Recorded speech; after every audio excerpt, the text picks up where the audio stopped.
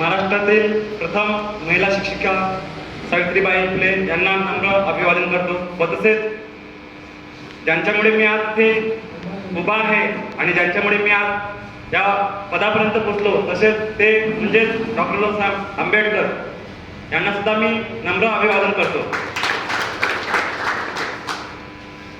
मी जेव्हा लहानपणी आमच्याकडे एक कुडाचं घर होतं, माझे वडील हे शिकारला जायचे, त्यांच्यासोबत मी सुद्धा मग जेव्हा मी 3-4 वर्षाचा होतो तेव्हा मी सुद्धा माझ्या वडिलांसोबत शिकारला जायचो आणि तसं करत करत कधी शिकार सापडली तर ती विकून आपलं जे हे आहे जे जगण्याचं साधन आहे ते त्यांच्यापासून आम्ही पैसा मिळवायचो आणि तसं जगायचो। कधी शिकार नाही सापडली तर उपासमारीमध्ये सुद्धा राहायचो, अशी परिस्थिती आमची होती।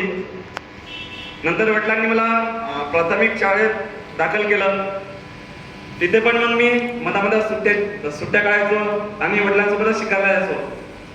तेव्हा जेव्हा मी 4थीत होतो त्यावेळेस मतीन सरांचा दौरा आमच्या गावी आला। शिवरा हे गाव आमचं मंगरूळ चाळ्यावरून 10 किलोमीटर दूर आहे अमरावती जिल्ह्यात।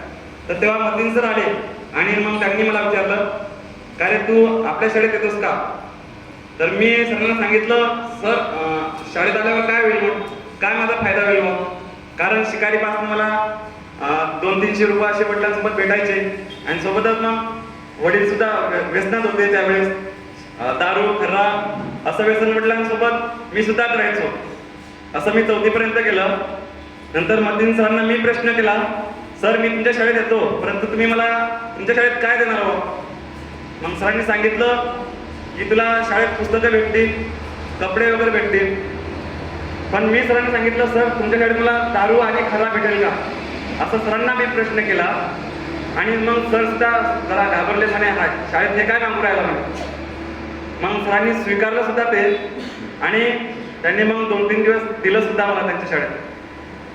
नंतर सरांनी मग हळूहळू माझ्यावर संस्कार करायला सुरुवात केली आणि बऱ्याच जे काही प्रोग्राम होत होते प्रोग्रामच्या ठिकाणी मला न्यायचे आणि तिची परिस्थिती दाखवायचे की बघ योगेश, आपल्या समाजा व्यतिरिक्त जे अदर समाज आहेत त्यांच्यामधली प्रगती बघ आणि आपला समाज बघ म्हणे। जर आपणच जर अशा व्यसनात राहू तर आपल्या समाजात खरंच बदल होईल का? मग त्यांनी हळूहळू गोष्टींच्या द्वारे किंवा इतर कथांच्या द्वारे मला त्यांनी समजून सांगितलं। मग 1-2 महिन्यानंतर माझं व्यसन सुद्धा मी सोडून दिलं आणि नंतर विचार करायला लागलो की खरंच आपल्याला समाजात काहीतरी वेगळं करायचं आहे।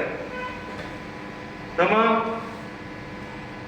मतीन सरांच्या शाळेत एक टीव्ही दिली होती डोनेशनच्या माध्यमातून लोकांनी, त्या टीव्हीवर रामदेव बाबाचा योगा चालायचा आणि तो योगा बघितल्यावर मला सुद्धा खूप आनंद झाला की हे वाकडे वगैरे पाय कसं करतात तसं आपल्याला सुद्धा करायचं असं मी ठरवलं आणि सकाळी 5 वाजता उठायचो मी। प्रश्नचिन्हाच्या शाळेच्या मागे टेकडीच्या मागे मी सुद्धा मग सकाळी उठून कसा जे रामदेव बाबा योगा करायचे तसं एक दिवस बघितल्यावर दुसऱ्या दिवशी तेच आसनं करून बघायचे असा विचार केला मी आणि तसं करायचं सुद्धा। मग हळूहळू मी तशी प्रॅक्टिस केली।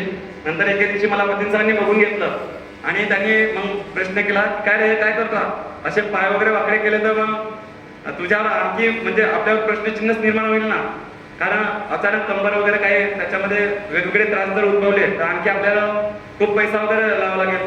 तर मी सरांना सांगितलं, सर आपल्या शाळेत जे टीव्ही आहे त्याच्यावर ते लंगोर बाबा करतात ना तसं मला सुद्धा करायचं आहे। त्यावेळेस लहान होतो, रामदेव बाबांचं नाव सुद्धा माहिती नव्हतं। मग सरांना मी 2-4 आसनं करून दाखवले आणि त्यांनी क्रीडा शिक्षकाची नेमणूक केली आणि त्यांच्या माध्यमातून मी पहिल्याच वर्षी राज्यस्तर खेळलो आणि दुसऱ्या वर्षी मग नॅशनल सुद्धा खेळलो। आता जेव्हा माझं 10वीचं वर्ष आलं तेव्हा मी विचार केलं की आपल्याला योगासन सोबतच अभ्यास सुद्धा करायचा आहे, करिअर घडवायचं आहे। जेव्हा माझं 10वीचं वर्ष आलं तेव्हा मी राज्यस्तरपर्यंत खेळलो, पण काय प्रॉब्लेम झाला की मी अचानक काही दिवस योगा बंद केला, त्याच्यामुळे का अचानक योगासन केल्यामुळे माझ्या कमरेचा त्रास व्हायला लागला आणि नंतर सरांनी खूप उपचार वगैरे केले। नंतर कळलं MRI च्या माध्यमातून की माझी जी कमरेची नस आहे ती दबून गेलेली आहे। 10वीचं वर्ष आणि असा माझा प्रवास. अभ्यास सुद्धा करायचो, परंतु काय खूप त्रास व्हायचा. माझं चालणं वगैरे सगळं बंद झालं होतं दहावीच्या वेळेस. नंतर माझं मग सरांच्या माध्यमातून माझं ऑपरेशन झालं कमरेचं, आणि नेमकाच 1 महिना बाकी होता माझा परीक्षेचा. मग मी बेडवरच अभ्यास केला आणि माझं राज्यस्तरपर्यंत मी तेव्हा खेळलो होतो. नॅशनलची तयारी करायची होती, परंतु असा प्रॉब्लेम आल्यामुळे मी तेव्हा इंटरनॅशनल खेळायचं होतं, परंतु तेव्हा खेळू शकलो नाही. तरी मी आपल्या आदिवासी समाजातून मी पहिला विद्यार्थी आहे जो योगासनमध्ये पूर्ण भारतात पहिला विद्यार्थी आहे आदिवासीमधला. नंतर तसं करता करता मग मी 10वीत बेडवर 1 महिना अभ्यास केला रेग्युलरली. सरांनी कोचिंग क्लासेस वगैरे छान लावून दिले होते. तेव्हा मी मग 10वीत 80% मी बोर्डातून प्रथम आलो. अशा पद्धतीने मी मग माझं करिअर आता योगासनमध्ये संपलं होतं. नंतर मी ठरवलं की आपला जो प्रवास आहे तो आपल्याला शिक्षणात गमवायचा आहे. नंतर सरांनी 10वी नंतर मला गडचिरोली येथील कसा डॉक्टर प्रकाश आमटे यांच्या लोकबिरादरी प्रकल्पामध्ये मला त्यांनी प्रवेश मिळवून दिला. आणि तिथं गेल्यावर मग मी ठरवलं होतं की आता अभ्यासातच आपल्याला काहीतरी वेगळं करायचं आहे. तर मग त्यांनी जेव्हा मला तिथे टाकलं तेव्हा आमटे परिवारांसोबत माझा खूप चांगला संपर्क झाला. आणि कोणतेही प्रोग्राम असले त्यांच्या इथे तर मी नेहमी जॉईन करायचो. ते कीर्तन असो किंवा हार्मोनियम वादन असो, अशा वेगवेगळ्या क्षेत्रात वक्तृत्व स्पर्धा जरी असली तरी मी त्याच्यात सहभाग व्हायचो आणि नंबर सुद्धा पटकवायचो. अशा पद्धतीने मी 11वी 12वी तिथे केली. आणि 12वीत मी 85% मिळून महाराष्ट्रातून मी दुसरा आलो. अशा पद्धतीने मी महाराष्ट्राच्या लिस्टमध्ये सुद्धा टॉपवर आलो. आणि नंतर ठरवलं की आता स्पर्धा परीक्षेची आपल्याला तयारी करायची आहे. तर मग मतीन सरांनी मला जळगाव येथे दीपस्तंभ फाउंडेशन यजुवेंद्रजी महाजन सर यांच्या इथे स्पर्धा परीक्षेची तयारी करण्यासाठी मला पाठवलं. तिथे मी 7 महिने राहिलो. नंतर कोरोनाचा काळ आला, त्यामुळे मला घरी परतायचं काम पडलं. आणि मग मी माझ्या वडिलांसोबत जी मक्याची शेती करायचे वडील, तिथे मग शेतात जाऊन अभ्यास करायचो. सोबतच ऑनलाईन लेक्चर सुद्धा करायचो. माझं जे शिक्षण आहे ते मी सेल्फ स्टडी करूनच मी सर्व जे काही यश मिळवत आहे ते सर्व सेल्फ स्टडी मधूनच करत आहे. आणि त्याच्या माध्यमातून पहिल्याच वर्षी मी नेटची परीक्षा दिली. त्यावेळेस मला 4 मार्कांनी राहिलं होतं नेट. आणि MPSC ची सुद्धा तयारी करत होतो. 4-5 मार्काने प्रिलिम्स राहत होते. नंतर मी ठरवलं की आपल्याला आता शिक्षण क्षेत्रातच, आता मी अधिकारी होऊ शकलो नाही, परंतु शिक्षक होऊन शिक्षकाच्या माध्यमातून कसे अधिकारी घडवता येईल या विचारात मी या शिक्षण क्षेत्रात गेलो. आणि दुसऱ्या वर्षी मग जेव्हा नेट सेटची तयारी केली त्यावेळेस मला म्हणजे दुसऱ्या अटेम्प्टमध्येच मला यश मिळालं आणि सेटची परीक्षा मी उत्तीर्ण झालो. अशा पद्धतीने मी माझं शिक्षण पूर्ण केलं. आणि आता वर्धा येथील सेलू तालुक्यात यशवंत कॉलेज येथे मी सहाय्यक प्राध्यापक म्हणून रुजू झालो आहे.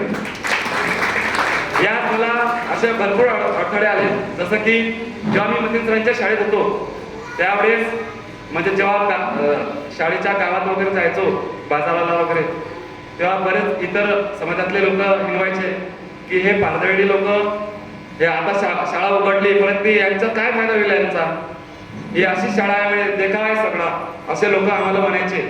आणि मला सुद्धा मग सांगायचे की हे पारदळ्याचं पोरगं काहीच करू शकत नाही, यांच्याकडे काय आहे शिकण्यासारखं. त्यावेळेस सुद्धा मी ठरवलं होतं की कसं आहे, लोक बोलणारे बोलतीलच, परंतु त्यांच्यावर टीका न करता आपल्याला शांततेत आपलं जे काही घडवायचं आहे ते आपल्याला जे आपलं स्वप्न आहे ते पूर्ण करणं हे मी ठरवलं होतं. त्यावेळेसपासून मी माझा पूर्ण प्रवास हा संघर्षमय जगत आलो आहे. माझे वडील आता सुद्धा शिकायला जातात. अशा पद्धतीने आमची जी परिस्थिती आहे ती खूपच खालावलेली आहे. तरी सुद्धा त्या परिस्थितीवर मात द्यायची होती हेच मी मनात ठरवलं होतं. आणि अशा पद्धतीने मी आज माझ्या परिस्थितीवर मात दिलं. मला या कार्यक्रमात भोसलेताईंनी मला इथे आमंत्रित केलं. मी त्यांचे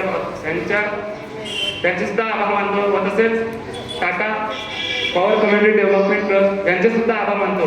कारण कसं आहे, हास्यकारती आणि पालवी समाजाला कुठेतरी एक नवीन दिशा मिळाली पाहिजे यासाठी आपण हा प्रयत्न करत आहात.